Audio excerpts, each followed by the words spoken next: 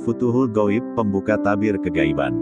Sebuah ajaran tasawuf, Syekh Abdul Qadir Jailani. Ajaran ke-45. Ketahuilah bahwa manusia ini ada dua macam. Pertama, mereka yang dikarunia Allah perkara-perkara yang baik di dunia ini.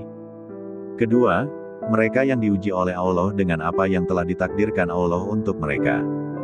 Mereka yang mendapatkan perkara-perkara yang baik itu belum tentu terlepas dari dosa dan kehilafan di dalam menikmati karunia Allah tersebut.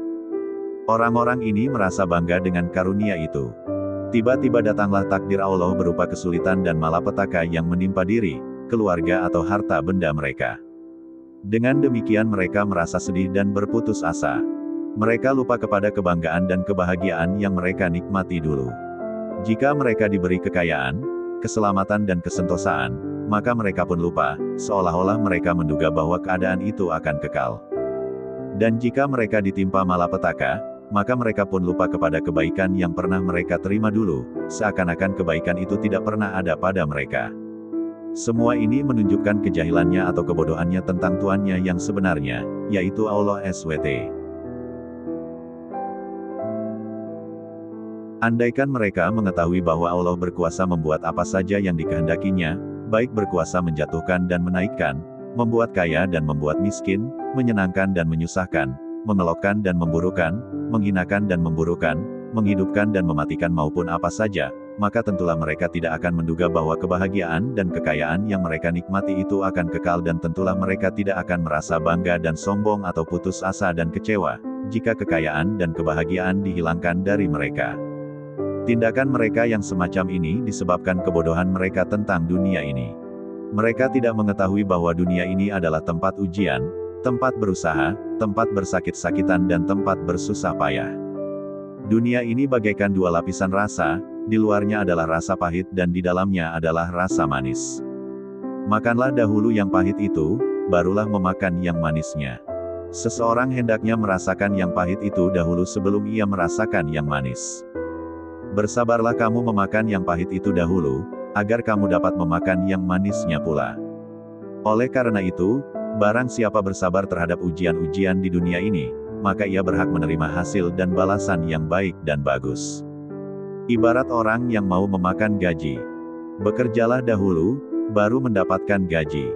Lapisan yang pahit itu harus dihabiskan lebih dahulu, baru lapisan yang manis akan didapatkan. Oleh karena itu, jika si hamba patuh kepada Allah, mengerjakan yang diperintahkannya dan meninggalkan yang dilarangnya, bertawakal bulat kepadanya dan menuruti takdirnya serta bila ia telah memakan yang pahit, ia pun menghapuskan hawa nafsu keiblisannya dan menghancurkan tujuan kehendak egonya, maka Allah akan memberinya kehidupan baru yang lebih baik, kebahagiaan, keselamatan dan kemuliaan serta Allah akan memeliharanya dan memberikan perlindungan kepadanya. Setelah itu, si hamba itu pun menjadi seperti bayi yang sedang disusui ibunya, yakni bayi itu tidak lagi perlu mencari makan, karena ibunya telah memberinya makan. Allah akan memberinya rizki tanpa ia harus bersusah payah atau berusaha keras di dunia ini dan juga di akhirat kelak. Seorang hamba janganlah menyangka bahwa ia tidak diuji dan bahwa karunia yang diterimanya itu akan kekal. Ia harus bersyukur dan menyerahkan dirinya kepada Allah semata-mata. Nabi Muhammad SAW pernah bersabda yang maksudnya lebih kurang sebagai berikut, kemegahan dunia ini adalah perkara yang merusakkan. Oleh karena itu, pertahankanlah diri kamu darinya dengan bersyukur. Mensyukuri karunia kekayaan itu dilakukan dengan menyadarkan diri dan mengatakan kepadanya bahwa karunia itu tidak lain hanyalah kepunyaan Allah yang dipinjamkannya dan diamanatkannya kepada kita. Semuanya adalah milik Allah dan kita tidak mempunyai apa-apa. Oleh karena itu, dalam masalah harta benda ini, kita tidak boleh melanggar batas-batas yang telah ditentukan Allah dan gunakanlah harta benda itu menurut kehendaknya. Keluarkanlah zakat dan sedekah. Tolonglah orang-orang yang miskin papa. Orang-orang yang sedang berada dalam kesusahan adalah menjadi tanggungan kita untuk memberikan nafkah kepadanya. Inilah arti mensyukuri karunia kekayaan harta benda yang diberikan Allah kepada kita. Sedangkan mensyukuri nikmat anggota-anggota badan yang telah diberikan kepada kita adalah dengan menggunakan badan itu untuk mematuhi perintah-perintah Allah, meninggalkan larangannya dan tidak berbuat dosa dan maksiat. Inilah cara-cara memelihara karunia Allah agar tidak terlepas dari kita.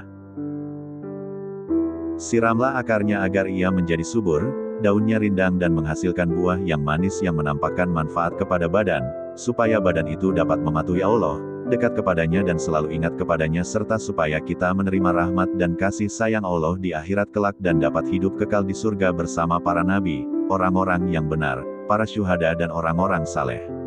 Mereka ini adalah golongan orang-orang yang dimuliakan. Tetapi jika seseorang itu terpengaruh dan tenggelam dalam kesenangan dan kemegahan dunia ini saja, maka akan merugilah ia, di akhirat kelak ia akan menyesal dengan tiada putus-putusnya dan nerakalah tempat tinggalnya. Allah menguji manusia dan ujian itu mempunyai bermacam-macam tujuan. Ada kalanya ditujukan untuk menghukum manusia akibat kesalahan dan dosa yang telah dilakukannya. Ada kalanya ditujukan untuk membuang dan membersihkan cacat orang itu. Dan ada kalanya pula ditujukan untuk meninggikan derajat orang itu agar ia dapat bersama-sama dengan orang-orang yang memiliki ilmu kerohanian yang mengalami berbagai kondisi dan posisi kerohanian.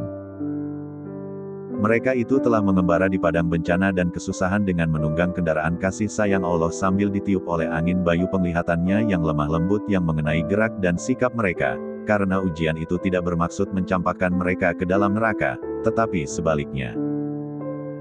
Dengan ujian itu, Allah menguji mereka untuk memilih mereka, meneguhkan keimanan mereka dan membersihkan mereka, agar dapat dibedakan antara iman dengan kufur dan antara tauhid dengan syirik, dan sebagai balasannya orang itu diberi ilmu, rahasia dan cahaya.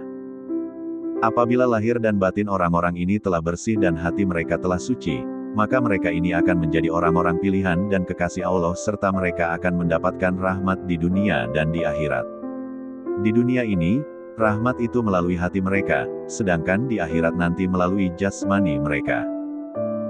Oleh karena itu, bala bencana itu merupakan pencuci dan pembersih daki-daki syirik mereka serta pemutus hubungan mereka dengan manusia, keduniaan dan hawa nafsu kebinatangan dan keiblisan, di samping menjadi alat penghancur kebanggaan, kesombongan dan ketamakan serta penghapus niat yang bukan karena Allah di dalam beribadah seperti beribadah lantaran menghendaki surga dan sebagainya.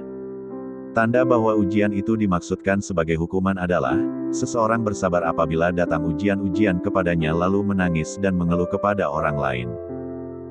Tanda bahwa ujian itu dimaksudkan sebagai pembersih dan pembuang kelemahan ialah sabar dengan baik, tanpa mengeluh dan menunjukkan kesusahannya kepada orang lain, dan tanpa berkeberatan untuk melaksanakan perintah Allah. Sedangkan tanda bahwa ujian itu ditujukan untuk meninggikan derajat si hamba yang menerima ujian itu adalah adanya kerelaan dan kesukaan hati serta kedamaian terhadap perbuatan Allah, Tuhan seru sekalian alam, dan dirinya sendiri pun hilang dalam ujian itu, sampai masa ujian itu berakhir. Bersambung ajaran ke-46.